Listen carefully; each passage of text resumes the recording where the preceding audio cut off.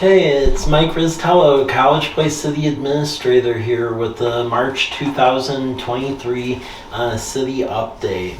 So, as far as general government goes, council chambers, that is still being rehabbed. We believe that the rehab will be complete this summer, and that's going to include a new audio-visual system to accommodate new state rules. Professional dais, they'll have computers built in for council members, and just a more professional appearance like most council chambers. As far as future council meetings, March 14th meeting is canceled. That was why this past meeting, the one in late February, had so many agenda items on it. So March 14th will be canceled. March 28th will be the next business meeting at 7 p.m. And then naturally we have a workshop tonight and here at March 7th, 5:30 p.m. As far as what's going on March 28th, basically there will be a review of our information technology system because our longtime IT contractor is not going to serve local governments anymore, so we're going to have to scramble and figure out a plan for that, so there'll be an advanced discussion on that. Also, a pavement rating study we'll go over, as well as accepting ecology grants for the Lions Park project, so that's a big deal. For the workshop on March 7th, they'll go over blue zone policies having to do with tobacco prevention, also updates on the wastewater treatment plant, the pavement rating study, and then the grades for the community grants. They'll be distributed. And then as far as other items, April 4th, that workshop will be at 5:30 p.m. and the mayor will present the annual State of the City. Also, there'll be a review about a creative district initiative we're working on with Downtown Walla Walla Foundation and Art Walla and City of Walla Walla, as well as the Common Roots Land Trust. And then April 19th, there's going to be a joint workshop between the Walla Walla and College Place City Councils to work on additional next steps to see if the regionalization of wastewater treatment plants, is that something that can be achieved or not. As far as when the city clerk's department, couple of things going on. Block party, they're working on that. Stay tuned for more details on that. They'll be on College Avenue between 4th and Whitman, and it'll likely be a Sunday at some point in late April or May, so stay tuned for that. Also, Spring Fling. That for many years was held in Walla Walla. That's actually moved over here now, which is great. So that'll be May 12th to May 14th over at Kiwanis Park. This year it's over in Kiwanis Park because Lions Park we're preparing for the large renovation. So really after April we're trying to keep that clear of events or activities because when all the contracts get approved by the state, we're going to go full bore on renovating it. Likewise, Farmers Market, that's going to move over here to the municipal campus like it was the first year it was created, and that's because of the Lions Park project. So Thursday, May 25th onward, it'll be held here within the parking lot, basically from 4 to 7 p.m. So please shop local. From human resource perspective, there'll be various job openings popping up through coming months in a variety of departments, so stay tuned on that. Just go to the HR portion of cpwa.us and then fill out the application on the governmentjobs.com. Specifically, I'm aware of one firefighter position that will be popping up, and then some positions in public works. Finance. TIF district, that'll be the next heavy lift through the spring here. The tax increment financing that essentially allows us to do a study, capture revenues to essentially pay for infrastructure to spur further development, and that's going to help fix up Majania Road, the intersection of the new east-west road with College Avenue and College Place High School, and then obtain some land to go build some centralized parking lots along College Avenue. So that way parking requirement can be waived, and then we believe that will create a vibrant downtown business district. That heavy lift needs to occur by the end of June. So we're definitely on a very brief trajectory to get that done. Also, finance is working on a new ERP system, so that's ongoing. Community development, they are working on having their permitting system be available online. That should be ready by the end of the year. That'll be through the Tyler ERP system.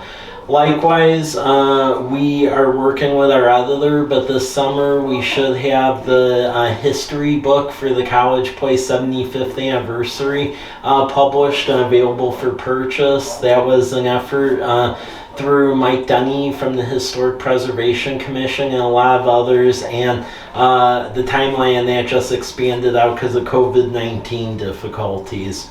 Lions Park, we're in the final stages of the engineering on that before we can get it out to bid. So we're awaiting some ecology, water 401, and Army Corps permits. I suspect this spring we'll be able to get this thing out to bid, and the goal is to essentially do full-on construction through the summer and fall, get it done by the end of the year. And the resulting park will be dredging the fishing pond, putting a natural bank along that instead of the sidewalks that are falling in. Also splash pad, playground for those with disabilities, quarter-mile walking path, and then changing up the field from softball to a multi-use. So that's going to be a very nice park when it's done. Fire department, they're always looking for volunteers because as you may or may not know, our fire department's combination department, meaning that it's volunteers supported by full-time personnel. So if you're interested in volunteering, please call 509-529-6526 or email Fire Chief David Winter at dwinter@cpwa.us.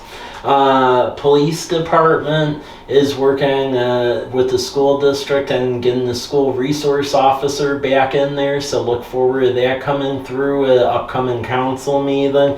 And then likewise, security cameras through the Wild Horse grant. We end up getting the security cameras for the Meadowbrook Business District and C Street.